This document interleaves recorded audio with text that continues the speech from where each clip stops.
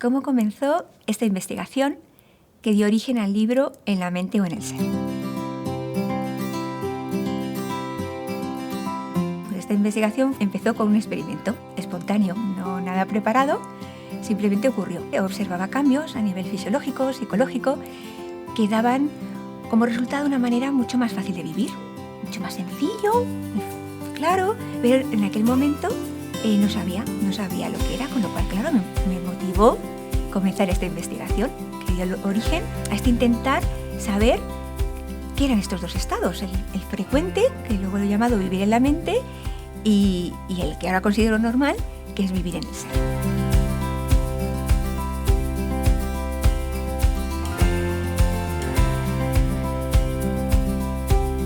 Entonces, cosas de esta experiencia.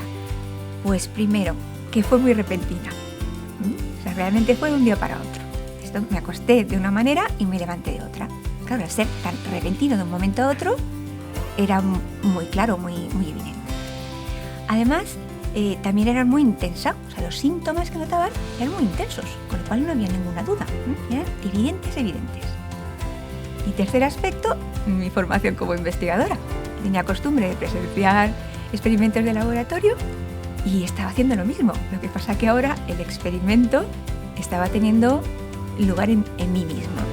Pero de alguna manera esa formación hacía que de manera natural me mantuviera presenciando, atenta y tomando notas de ello. Tomar notas fue muy interesante porque gracias a ello conseguí, por un lado, que no se me olvidara y poder así continuar la investigación. Entonces, entre las notas que tomé, había algunas referentes a los cambios fisiológicos. Por ejemplo, un cambio en la vitalidad.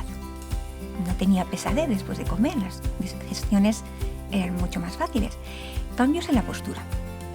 Notaba principalmente la curva cervical, que era diferente. Me daba como una postura más erguida, más tónica, más agradable.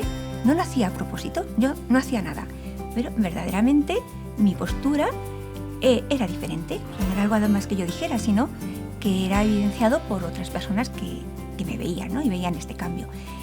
También los pulmones se llenaban más, era una respiración más profunda y tampoco lo hacía a propósito. O sea, yo no hacía nada, simplemente digo, anda, los pulmones se están llenando más. A nivel de la vista, notaba que pasaba mucho tiempo sin parpadear. Tenía una sensación de visión más clara, incluso los ojos más abiertos.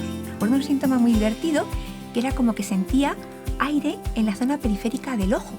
Entonces, claro, digo, esto debe ser porque en realidad toda esa zona periférica antes estaba tapada, cerrada, y ahora tengo los ojos más abiertos. Entonces era una sensación como pues cuando destapas una zona que estaba tapada y percibes por primera vez el aire. Y otro bloque de síntomas eran los psicológicos, digamos, lo que estaba ocurriendo aquí dentro. Entonces observé cambios en la atención o cambios en la conciencia.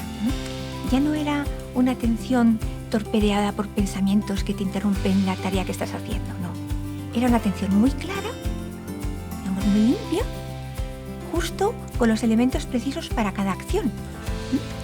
Entonces no había el lapsus de tiempos perdidos.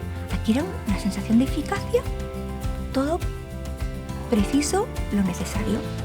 Claro, se disfrutaba haciendo las cosas. Por ejemplo, no tenía pereza. Hacía las cosas sin sensación de esfuerzo y el resultado era muy positivo. Claro, luego entendí que realmente la pereza está causada por los pensamientos, por los programas mentales y emocionales que tenemos ahí, que cuando tenemos que hacer ciertas tareas, ¡pum!, se lanzan y a veces obstaculizan, quitándonos las ganas o poniéndonos pegas. Pues todo eso, por lo que sea, se había parado. Otro ejemplo, era mucho más ordenada. Normalmente para ser ordenada me requería esfuerzo y aún así no lo conseguía. Bueno, pues de repente me vi realizando acciones con un orden estupendo. O sea, no dejaba detrás nada mal, todo iba quedando perfectamente organizado. Y claro, luego me di cuenta que tenía que ver también con esta atención. Al tener una atención clara, no interrumpida, veía con claridad todos los detalles.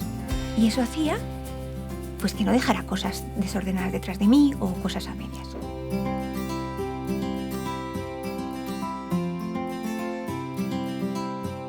Al día siguiente de tener esta experiencia, al despertarme, pues claro, lo primero que me dije, uy, ¿esto continuará? Miré el reloj y eran las 5 de la mañana. Pues el despertador era para las 7 y me encontré otra vez muy vital. Y la verdad que continuaban síntomas. Y según iba pasando la mañana, que estaba un poquito un poquito de ver si continúa, me empecé a dar cuenta de que mi intención influía. En la medida que me mantenía curiosa, queriendo experimentar, este estado era favorecido. Claro, porque en el fondo es esa actitud del científico, del auténtico científico que mantiene su mente abierta. Esto era un estado realmente de abrir la mente. Era una conciencia no mental, era otro estado. Bueno, poco a poco, realmente según fueron pasando los días, los síntomas fueron disminuyendo y al cabo más o menos de un mes, pues ya eran sintomitas. Pero no importa, lo importante es que ya sabía, por experiencia directa real, que aquí había otra posibilidad de vivir de otra manera. Y además, habían tomado notas. Entonces esas notas, esa atención que presté como una investigación, pues me facilitaron que la experiencia se volviera a repetir. Claro, cuando pasaron ya unos 5 años o así, me encontré con muchos cuadernos, notas en el ordenador y me dije, bueno, es el momento de ordenar todo esto, de escribir. Igual que cuando registro datos en un experimento, llega un momento que hay que sentarse, escribir, ordenar y realizar la comunicación científica, porque es la clave, ¿no? Si te ocurre algo pero no comunicas, no favoreces la investigación de estos temas. Este libro surgió así, de ordenar todos estos datos, todas estas experiencias, y con el deseo de que forme parte de una base de evidencias que facilite esta investigación entre las diferencias de vivir en la mente y vivir en el ser.